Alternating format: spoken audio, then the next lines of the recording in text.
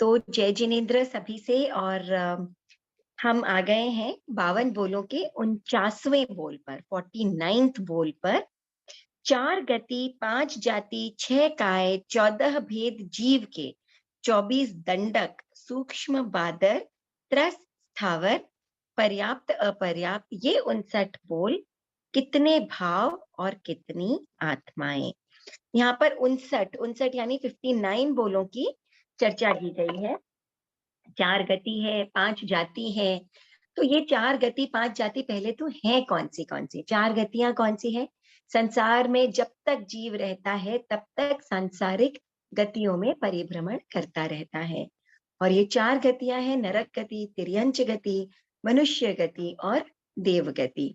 देव गति यानी देवताओं की जो गति होती है। मनुष्य गति संगी और असंगी मनुष्यों की गति है।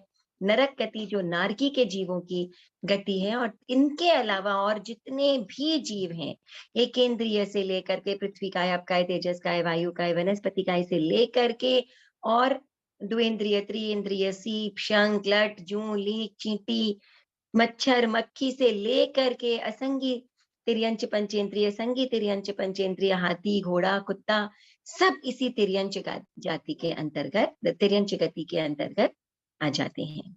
तो ये है 4 गति।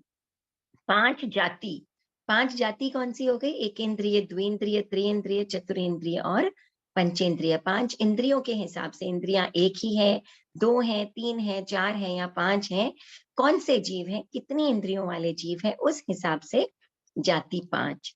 6 काय, पृथ्वी काय, आप काय, तेजस काय, वायु काय, वनस्पति काय और त्रस्त काय एक जीव। यहाँ भी हम जीवों की ही बात कर रहे हैं कि जीव पृथ्वी काय वाला है, जल काय वाला है, अग्नि काय वाला है या त्रस्त काय वाला है। त्रस्त का एक जीव वो जीव होते हैं जो अपनी इच्छा से हलन चलन करते हैं। और 14 भेद जीव के कैसे 14 भेद हो जाते हैं? ये अलग अलग तरह से जीवों के ही भेद है कि हम जीवों को 4 गति से पहचान सकते हैं, 5 जाति से पहचान सकते हैं, 6 कायिक जीवों से जीव को पहचान सकते हैं। 14 भेद भी जीवों के होते हैं। कौन से 14 भेद हैं? सूक्ष्म एकेंद्रिय। सूक्ष्म एकेंद्रिय वो एकेंद्रिय जीव जो ना हमारी आंखों का विषय है और ना हमारी हिंसा का विषय है। फिर बादर एकेंद्रिय जीव, ऐसे एकेंद्रिय जीव जो हमारी हिंसा और अगर झुंड में हो तो हमारी आंखों का विषय भी होते हैं। जैसे पानी की एक बूंद में असंख्य जीव होते हैं। इंडिविजुअली तो ये एक एक जीव हमारी आंखों का विषय नहीं है, लेकिन एक साथ जब ये होते हैं तो पानी की एक बूंद के रूप में ये हमें नजर आते हैं। मगर ये भी बादर जीव ही है। जो सूक्ष्म जीव है वो कितने ही बड़े झुंड में हो, वो हमारी आंखों और हिंसा का विषय नहीं होते हैं। तो सूक्ष्म एकेंद्रिय जीव, बादर एकेंद्रिय जीव, द्विंद्रिय जीव जो 2 इंद्रियों वाले जीव होते हैं, त्रिइंद्रिय जीव जो 3 इंद्रिय वाले होते हैं जैसे कि चींटी, जू, लीख इत्यादि, और चतुरेंद्रिय जीव जो 4 इंद्रियों वाले होते हैं। असंगी पंचेंद्रिय जीव जो पंचेंद्रिय तो है लेकिन फिर भी बिना मन वाले जीव हैं। और संगी पंचेंद्रिय जीव जो मन वाले पंचेंद्रिय जीव हैं। संपूर्ण देवता, नारक, इसके अलावा मन वाले मनुष्य और मन वाले संगी तिर्यंज पंचेंद्रिय, ये सब होते हैं मन वाले पंचेंद्रिय जीव। तो 7 प्रकार के जीव हैं: सूक्ष्म एकेंद्रिय, बादर एकेंद्रिय, द्विंद्रिय, त्रिइंद्रिय, चतुरेंद्रिय, बिना मन वाले पंचेंद्रिय और मन वाले पंचेंद्रिय जीव। ओ, कोई वेट कर रहे हैं, 1 मिनट।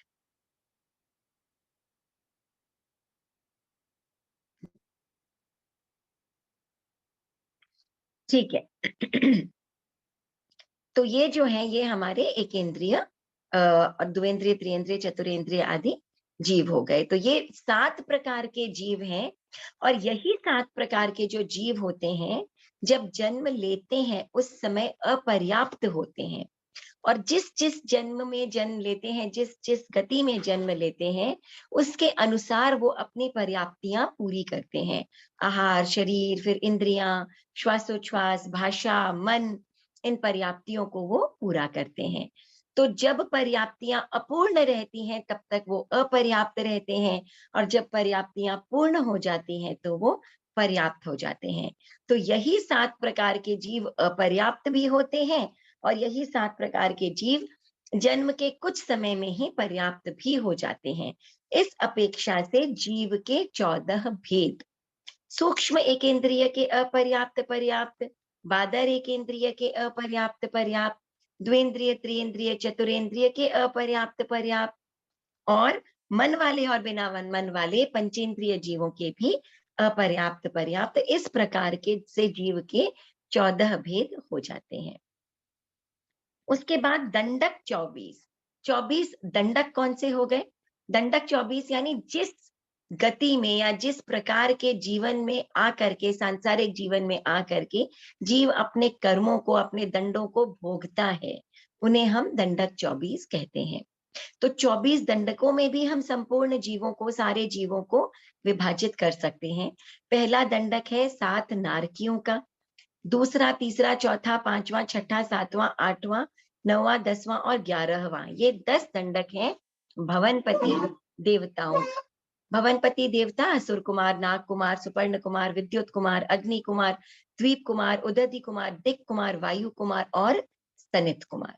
ये 10 प्रकार के भवनपति देवता होते हैं। इन भवनपति देवताओं के अगले 10 दंडक हैं। तो ये हो गए 11 दंडक। 12, 13, 14, 15, 16, ये 5 दंडक 5 स्थावर जाति के जीवों के। कौन से? पृथ्वी काय, आप काय, तेजस काय, वायु काय और वनस्पति काय। 16वां दंडक वनस्पति काय के जीवों का। 17, 18, 19 3 दंडक विकलेंद्रिय जीवों के, द्विंद्रिय, त्रिइंद्रिय और चतुरेंद्रिय जीवों के। और 20वां और 21वां दंडक पंचेंद्रिय, कौन से पंचेंद्रिय जीवों के? 20वां दंडक पंचेंद्रिय तिर्यंच के और 21वां दंडक पंचेंद्रिय मनुष्य। मनुष्य तो पंचेंद्रिय ही होता है, तो मनुष्यों का दंडक 21वां। 22वां, 23वां, 24वां दंडक भी देवताओं का होता है। कौन से देवता होते हैं? व्यंतर, ज्योतिष्क और वैमानिक देवता। तो व्यंतर कौन से देवता है? व्यंतर और बाण व्यंतर, भूत, पिशाच, यक्ष, राक्षस, किन्नर, किंग पुरुष, गंधर्व, महोरग, ये व्यंतर देव है। और बाण व्यंतर देव है ईसी वाई, भूई वाई, आन पन्नी, पान पन्नी, कोहंड, पयंग देव, ये बाण व्यंतर देव होते हैं। इनका ये व्यंतर, जो व्यंतर बाण व्यंतरों का जो दंडक है, ये है 22वां दंडक। 23वां दंडक ज्योतिष्क देवताओं का, सूर्य, चंद्र, ग्रह, नक्षत्र, तारा, इनका जो दंडक है वो 23वां दंडक। और 24वां दंडक वैमानिक देवताओं का, जिनमें 12 प्रकार के विमान वाले देवता हैं, जिनके अंतर्गत किल्विषिक देवता, लोकांतिक देवता भी आ जाते हैं। सौधर्म ईशान, सनत कुमार, महेंद्र, ब्रह्म, लांतक, शुक्र, सहस्त्रार, आणत, प्राणत, आरण, अच्युत, ये 12 प्रकार के जो देवलोक हैं ये हैं। इसके बाद में 9 अनुत्तर विमान हैं और अनुत्तर विमानों के बाद में जो है वो 9 ग्रेवियक हैं और 9 ग्रेवियकों के बाद में 5 अनुत्तर विमान हैं। तो इस प्रकार से ये सारे 9 ग्रेवियक, 5 अनुत्तर विमान और 12 ये जो देवलोक हैं, किल्विषेक और लोकांतिक आदि को मिला करके ये सब वैमानिक देवलोकों के अंतर्गत आ जाते हैं, जिनका दंडक है 24वां दंडक। अब इसके बाद विश्लेषण है सूक्ष्म और बादर। सूक्ष्म और बादर की हमने अभी चर्चा की थी। सूक्ष्म वो जीव होते हैं जो हमारी आंखों और इंद्रियों का विषय, जो हमारी हिंसा का विषय नहीं होते हैं। और बादर वो जीव होते हैं, झुंड में ही सही, जो जीव नजर आते हैं वो बादर जीव होते हैं। तो एकेंद्रिय जीव सूक्ष्म भी हो सकते हैं, बादर भी हो सकते हैं, लेकिन एकेंद्रिय के बाद से द्विंद्रिय जीव जो होते हैं वो बादर ही होते हैं। फिर त्रस जीव और स्थावर जीव। त्रस जीव और स्थावर जीव, स्थावर वो जीव होते हैं जो सुख प्राप्ति के लिए, दुख मुक्ति के लिए, आत्म रक्षा के लिए जो अपनी इच्छा से हलन चलन नहीं कर सकते, वो जीव स्थावर जीव कहलाते हैं, स्थिर जीव कहलाते हैं। पृथ्वी काय, अप काय, तेजस काय, वायु काय और वनस्पति काय, ये सभी एकेंद्रिय जीव स्थावर जीव कहलाते हैं। द्विंद्रिय से लेकर के पंचेंद्रिय तक के सारे जीव जो हैं वो त्रसकायिक जीव कहलाते हैं। और ये त्रसकायिक जीव जो हैं वो सुख प्राप्ति, दुख मुक्ति और आत्मरक्षा के लिए हलन चलन अपनी इच्छा से कर सकते हैं। यूं तो हमें चलते हुए पानी की लहर भी दिखती है और आग भी हमें ऊपर की ओर लपटें उठती हुई दिखती हैं, हवा भी चलती हुई दिखती है, लेकिन इनका जितना भी हलन चलन है वो एनवायरमेंटल है। अपनी इच्छा से वो हलन चलन नहीं कर पाते हैं। तो अपनी इच्छा से सुख प्राप्ति, दुख मुक्ति के लिए, आत्मरक्षा के लिए जो जीव हलन चलन कर पाते हैं वो त्रस्त जीव हैं, और जो नहीं कर पाते ऐसा वो स्थावर जीव हैं। पर्याप्त और अपर्याप्त जीव, कोई भी जीव जब जन्म लेता है तो उस समय वह अपर्याप्त रहता है, एक एक करके वो पर्याप्तियों को पूर्ण करके पर्याप्त बन जाता है। उस जीव में जो योग्य पर्याप्तियां हैं उन्हें पूर्ण करके वो पर्याप्त बन जाता है। जब तक पर्याप्तियां पूर्ण नहीं होती है तब तक हर एक जीव अपर्याप्त अवस्था में होता है। और जैसे ही जी जन्म लेते ही कुछ ही क्षणों में, कुछ ही समय में, बल्कि क्षण भी बड़े ही कह दिए, वो अपर्याप्तियों को पूर्ण कर लेता है अंतर मुहूर्त के अंदर अंदर, भीतर भीतर। तो ये क्या है कि जीव ऐसा करने के बाद पर्याप्त हो जाता है। तो ये 59 जो है, 4 गति, 5 जाति, 6 काय। तो 6 और 5 11 और 4, 11 और 4, 6 और 5 11, 11 और 4 हो गए 15, 15 और 14 भेद जीव के 15 और 14 हो गए 29, और 24 प्रकार के दंडक 29 और 24 39 49 एंड 4, ये हो गए 53, 53 और सूक्ष्म बादर त्रस्त स्थावर पर्याप्त अपर्याप्त, ये 6, ये हो गए टोटल हमारे 59 प्रकार के जो जीव हैं, 59 प्रकार के जीव हैं। इनमें इन्होंने पूछा है कि भाव कितने और आत्मा कितने। तो भाव, तो कौन से भाव होते हैं? औदायिक, औपशमिक, क्षायिक, शोपशमिक और पारिणामिक। केवल 2 ही भाव होते हैं, औदायिक भाव और पारिणामिक भाव। और ऐसा क्यों होता है कि भाव 2 ही होते हैं? क्योंकि ये जितने भी बोल हैं, चाहे गति हो, जाति हो, ये पर्याप्त होना, अपर्याप्त होना, ये सभी कुछ केवल और केवल नाम कर्म के उदय से ये निष्पन्न होते हैं या फलित होते हैं, प्राप्त होते हैं। और क्योंकि केवल नाम कर्म का उदय होता है और पारिणामिक भाव तो सभी जगह होता है, सर्वत्र होता है, इसीलिए भाव केवल 2, औदायिक और पारिणामिक। और ये सभी बोल जो है, इनमें आत्मा कौन सी है? आत्माएं कौन सी है? द्रव्य, कषाय, योग, उपयोग, ज्ञान, दर्शन, चारित्र और वीर्य। न गति नाम की कोई आत्मा है, न जाति नाम की, इन 8 में से कोई आत्मा है। और ना ही पर्याप्त नाम की कोई अपर्याप्त आत्मा, अपर्याप्त आत्मा। आत्मा तो अनंत हो सकती है, जिस जैसा स्वरूप वैसी आत्मा। लेकिन इन 8 आत्माओं में ऐसे इन पर्टिकुलर, इनका किसी का नाम व्याख्यात नहीं है। इसीलिए जब इन 8 में से नहीं हो तो उन सब आत्माओं को हम अनेरी आत्मा कह देते हैं। तो आत्मा कौन सी? अनेरी आत्मा। और इसके आगे पूछा है कि ये सावध्य है या निर्वध्य है। ये केवल प्रवृत्ति रूप है, तो इनमें ना सावध्य है, ये प्रवृत्ति रूप नहीं है। जब आत्मा की प्रवृत्ति होती है तब क्या होता है कि या तो सावध्य होती है प्रवृत्ति या प्रवृत्ति निर्वध्य होती है। मन वचन काया की प्रवृत्ति सावध्य होती है या निर्वध्य हो सकती है। लेकिन ये क्या है? ना सावध्य है ना निर्वध्य है, क्योंकि ये प्रवृत्ति रूप है ही नहीं। और ये सभी जीव जो हैं ये उदय में आते हैं, इसीलिए जीव ही इनको, इन स्थितियों को, इन परिस्थितियों को भोगता है। किसी गति को भोगता है, किसी जाति को भोगता है, पर्याप्त अवस्था को भोगता है, अपर्याप्त अवस्था को भोगता है। इसीलिए 6 द्रव्यों में ये जीव द्रव्य है और 9 तत्वों में भी जीव तत्व ही है। तो बहुत ही सिंपल बोल है कि ये 49 जो बोल हैं ये ना सावध्य है ना निर्वध्य है। 6 द्रव्य और 9 तत्व में जीव हैं और आत्मा अनेरी है। कोई भी इनकी व्याख्या जो है इन शब्दों की 8 आत्माओं में नहीं होती है, और केवल नाम कर्म के उदय से जीव इन परिस्थितियों को या इन बोलों को भोगता है। इसीलिए भाव जो है वो औदायिक और पारिणामिक। तो ये हो गया हमारा 49वां बोल। ये जो 59 बोल हैं, इनमें भाव कितने, आत्मा कितनी, और ये 9 तत्व में कौन, 6 द्रव्य में कौन कौन तथा सावध्य निर्वध्य है या नहीं हाँ है। आंटी, ये बर्तन जो है हाँ, वो आप यहाँ ले लीजिए। तो पहले इतने से करके वो वापस इधर ही ले लीजिए। ये टोकरा है, धो करके उसके अंदर रख लीजिए। 1 मिनट में म्यूट कर देते।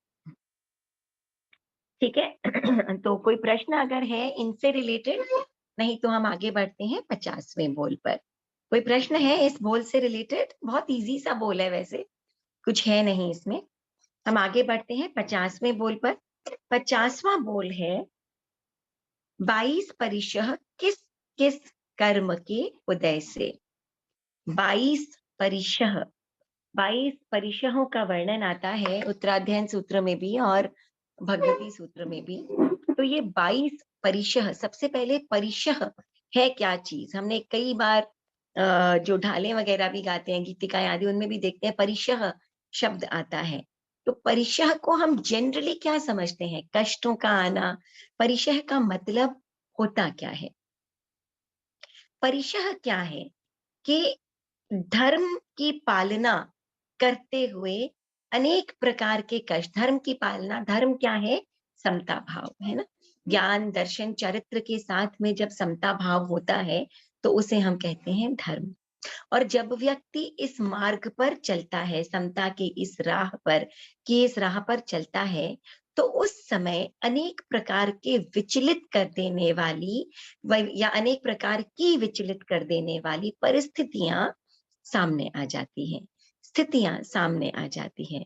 उन परिस्थितियों से जब जीव विचलित हो जाता है तो वो परिशः के अधीन हो जाता है।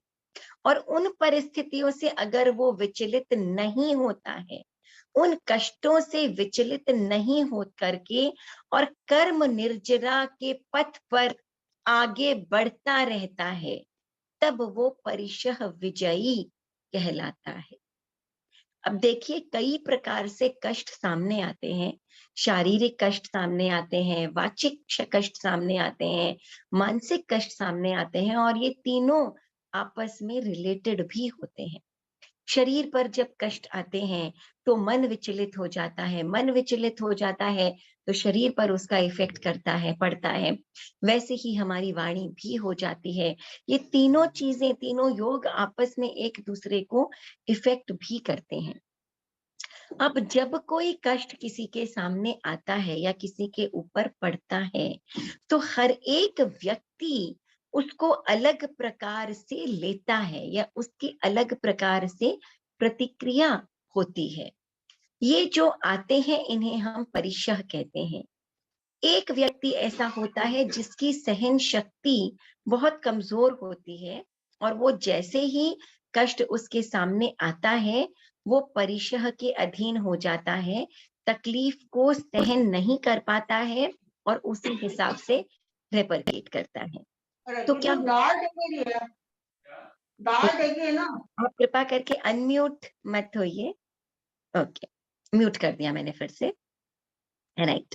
तो ये क्या होता है कि कोई भी जीव, अनेकों जीव, 99% जीव ऐसे होते हैं कि जब कष्ट आते हैं तो और कोई तरीका नहीं रहता है, बल्कि निराशा छा जाती है चारों तरफ, और ऐसा लगता है कि अब तो इन कष्टों का लगता है आगे कोई निवारण ही नहीं है, या इन कष्टों से मैं कैसे निकल पाऊं, बड़ी तकलीफ का एहसास होता है। दूसरे उस प्रकार के जीव होते हैं जो सोचते हैं कि हम समभावों से इस कष्ट को सहन करें। जो हमारे सामने आ गया है उन्हें हमें सहन करना चाहिए। लेकिन कष्टों को सहन करना भी कोई बहुत बड़ी बात नहीं होती है। बड़ी बात होती है ये जो कष्ट या परिशह आए हैं उन पर विजय प्राप्त करना। अब परिशहों पर विजय प्राप्त कैसे की जा सकती है?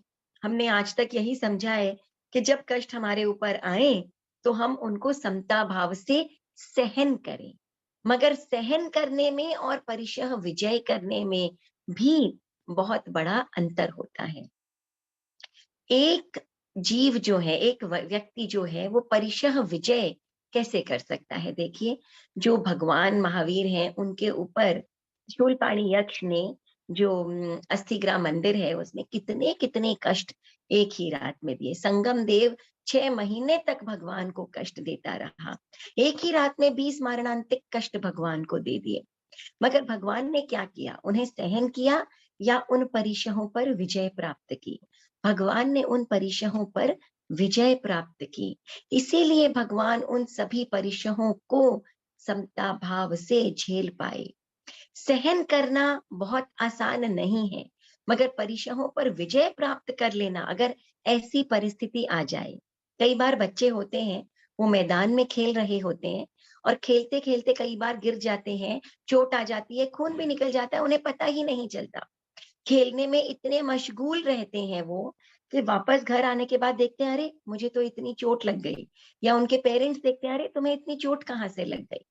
क्योंकि वो किसी और चीज में इतने लिप्त हैं, किसी और चीज में इतने मग्न हैं कि उन्हें चोट लगने का एहसास भी उस समय नहीं होता। तो व्यक्ति जब आत्मरमण में इतना इतना उसमें चला जाता है, आत्मरमण में, उस समय उसे बाहरी कष्टों का अनुभव होना जो है, कष्ट तो हो ही रहे हैं, लेकिन उन कष्टों का अनुभव होना बहुत ही न्यून हो जाता है, न्यूनतम हो जाता है, या नहीं के बराबर रह जाता है। इसे कहते हैं परिशह विजय का होना।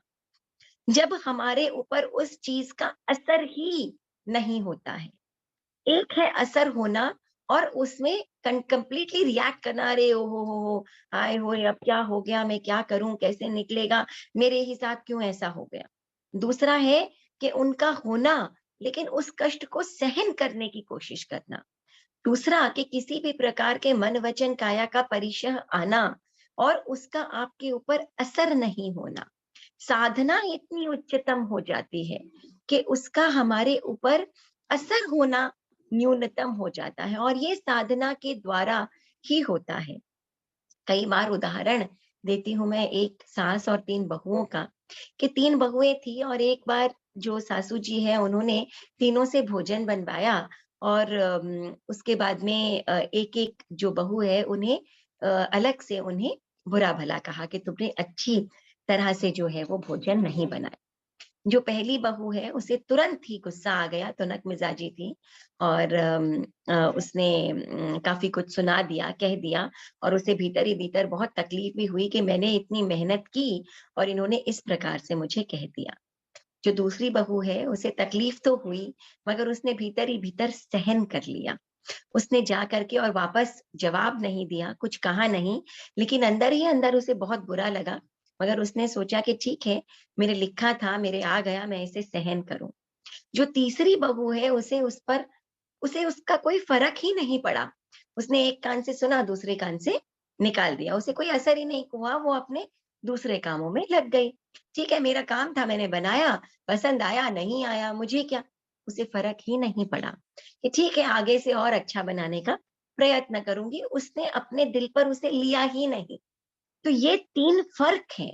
एक है सहन नहीं कर पाना, एक है सहन करना, और दूसरा है परिशह पर विजय प्राप्त कर लेना। तो परिशहों पर विजय प्राप्त करना, ये साधना हमें करनी है। अब ये जो 22 परिशह हैं, ये 22 परिशय कौन से हैं? तो ये 22 परिशय हैं, और यहाँ पर प्रश्न है कि ये जो 22 परिशह हैं, ये किस-किस कर्म के उदय उदय से होते हैं? तो पहला परिचय आप देखिए, क्षुधा परिशः। क्षुधा यानी भूख। कहते हैं कि क्षुधा समा वेयणा नत्थि, भूख के समान वेदना नहीं होती है। तो जब आप साधना में रहते हैं, जैसे साधु इत्यादि हैं, साधना में रहते हैं, कभी भोजन श्रेयस्कर मिला, कभी नहीं मिला, कभी मिला और कभी नहीं मिला, ऐसा भी हो जाता है। लेकिन इस भूख की वेदना को, इस परिशह पर विजय प्राप्त करना।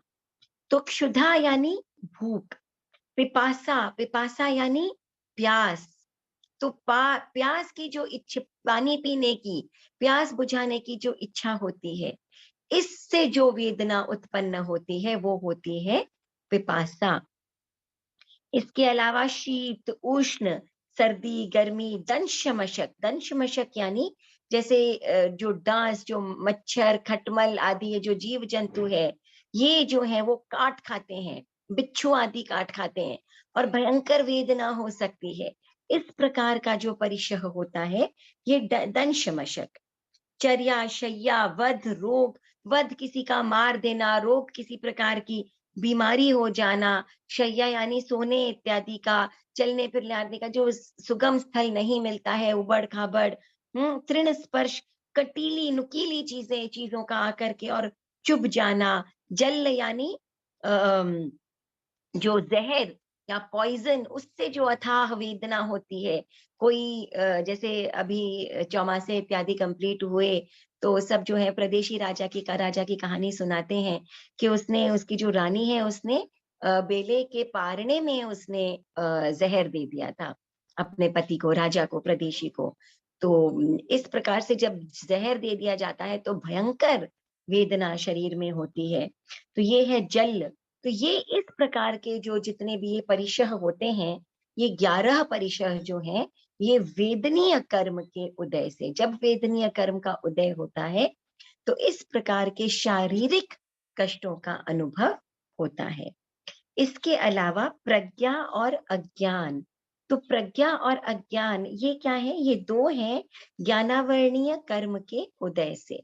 तो ज्ञानावरणीय कर्म का जब उदय होता है तो ज्ञान का उस समय अभाव रहता है, तब ये जो अज्ञान होता है, इस प्रकार का अज्ञान जो है वो जिसके कारण व्यक्ति गलत स्टेप ले लेता है, ये भी एक प्रकार का कष्ट अनुभव है। ये ज्ञानावरणीय कर्म के उदय से ऐसा परिशह सामने आता है। अरति, अचेल, स्त्री, निषद्या, याचना, आक्रोश, सत्कार, ये सब जो है और दर्शन, ये सब परिशह मोहनीय कर्म, चारित्र मोहनीय कर्म के कारण जो है ये बाकी सारे, और दर्शन मोहनीय कर्म के कारण जो दर्शन, जो समझ, जो सम्यक्त्व है वो दूर रहती है। तो ये सभी मोहनीय कर्म के उदय के कारण होते हैं। क्रोध जो आता है या व्यक्ति को सम्मान असम्मान, इस प्रकार की जो चीजें होती है, अपमानित व्यक्ति हो जाता है या व्यक्ति याचक बन जाता है, तो इस प्रकार की जो सारी चीजें होती हैं, ये सब मोहनीय कर्म के कारण उदय में आती हैं। और इसके बाद अलाभ, अलाभ यानी किसी भी चीज की प्राप्ति नहीं होना, ये अंतराय कर्म के, जब अंतराय कर्म सामने होता है या उदय में आता है, तब लाभ नहीं हो पाता किसी भी चीज का। तो ये अंतराय कर्म के कारण होता है। तो टोटल ये जो हमारे 22 परिशह हैं, इनमें 11 परिशह वेदनीय कर्म के उदय से और 2 परिशह ज्ञानावरणीय कर्म के उदय से, 8 परिशह मोहनीय कर्म के उदय से और एक अलाभ परिशह जो है वो अंतराय कर्म के उदय से होता है। एक व्यक्ति है, वो मिठाई की दुकान है उसकी और कितनी-कितनी मिठाइयाँ उसके सामने हैं, मगर फिर भी डायबिटीज है उसको, मधुमेह की बीमारी है, डायबिटिक है। आँखों के सामने होते हुए भी वो मिठाइयों का सेवन नहीं कर पाता। ये है अलाभ। ये कब होता है? जब अंतराय कर्म का, आदमी के पास बड़ी-बड़ी प्रॉपर्टी है रहने के लिए, लेकिन वो रह नहीं सकता, उस पर ताला पड़ा है। क्यों पड़ा है? कोर्ट में केस चल रहा है। तो होते हुए भी किसी चीज को आप नहीं भोग पाते हैं, ये अंतराय कर्म का उदय सामने आ जाता है। तो एक अलाभ जो परिशह है, वो अंतराय कर्म के कारण हो जाता है। तो ये 22 प्रकार के परिशह हैं, विभिन्न प्रकार के, इनका उल्लेख आता है आगमों में। और इनके कारण क्या है? जो इनके कारण है, ये 4 कर्म होते हैं। एक वेदनीय कर्म, ज्ञानावरणीय कर्म, मोहनीय कर्म और अंतराय कर्म। तो वेदनीय कर्म के कारण ही मेजरली जो हम मन वचन काया की, जो काया के जो कष्ट हैं वो हमारे सामने आते हैं, वो वेदनीय कर्म के कारण मेजरली आते हैं। इसके अलावा अज्ञानता जो है वो ज्ञानावरणीय के कारण, और चरित्र संबंधी जितने भी आते हैं वो सब चारित्र मोहनीय के कारण, और दर्शन जो गलत रहता है वो दर्शन मोहनीय के कारण। ये 2 मोहनीय कर्म के कारण 8 जो परिशह हैं ये सामने आ जाते हैं, और एक अलाभ जो है वो अंतराय कर्म के कारण जो है वो परिशह सामने आ जाता है। तो ये 22 परिशह और इनके कारणभूत जो कर्म है उनकी व्याख्या। ये हो गया हमारा 50वां बोल। अब बचते हैं केवल 2 बोल, 51वां बोल और 52वां बोल। 9 तत्व के 115 बोलों की परीक्षा और 23 पदवियों की चर्चा। तो ये हम अगली क्लास जब भी होती है उसमें कंप्लीट करने के भाव हैं। तो 52 बोल हमारे यहाँ पर कंप्लीट हो जाते हैं। तो बहुत बहुत धन्यवाद और